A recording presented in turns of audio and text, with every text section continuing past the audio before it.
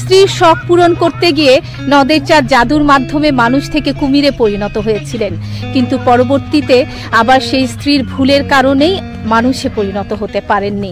মানুষ থেকে কুমির হওয়ার এই কিংবদন্তি কাহিনী আজও এই এলাকার মানুষের মুখে মুখে ফেরে। আমার আজকের এই ভিডিও এই নদের চাঁদকে নিয়েই। আসসালামু আলাইকুম, আমি সোমা আফরোজ আপনাদের স্বাগত জানাচ্ছি আমার আরেকটি নতুন ভিডিওতে। আমি এখন আছি মাগুরায়, যাব মাগুরার মোহাম্মদপুরে নদের চাঁদ ঘাট দেখতে। পূব আকাশে সবে মাত্র সূর্য উঁকি দিচ্ছে।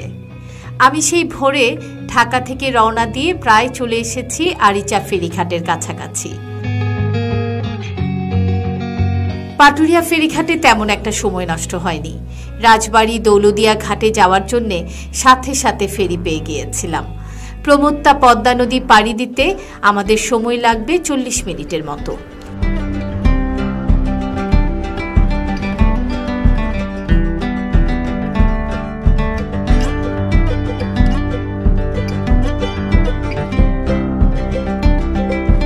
নদী পার হয়েই ছুটে চললাম মাগুরার দিকে।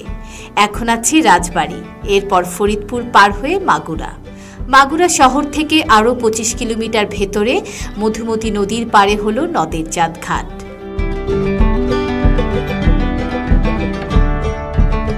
নদের চাঁদ ঘাটটা কোন পাশে?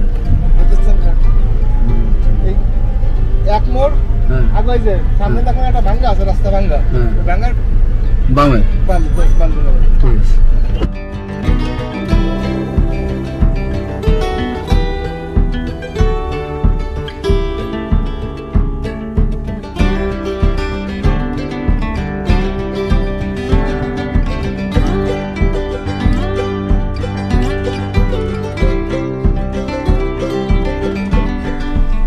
ভাই নদের চাঁদ ঘাটের কোনটা?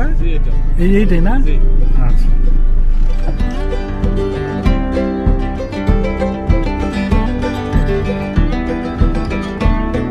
পৌঁছে গেলাম নদের চাঁদ ঘাটে।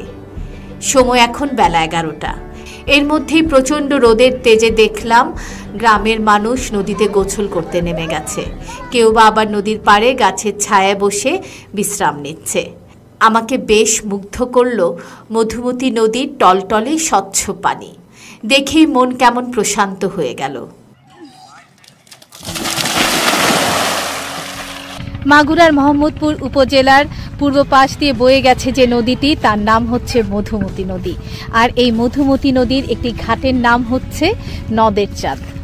আমি এখন দাঁড়িয়ে আছি মধুমতি নদীর তীরে নদের চাঁদ ঘাটে। সেই ঘাট ভাঙতে ভাঙতে ভাঙতে ভাঙতে এই দেশে চিহ্নিত আছে নদের চাঁদের ঘাটে, এর নাম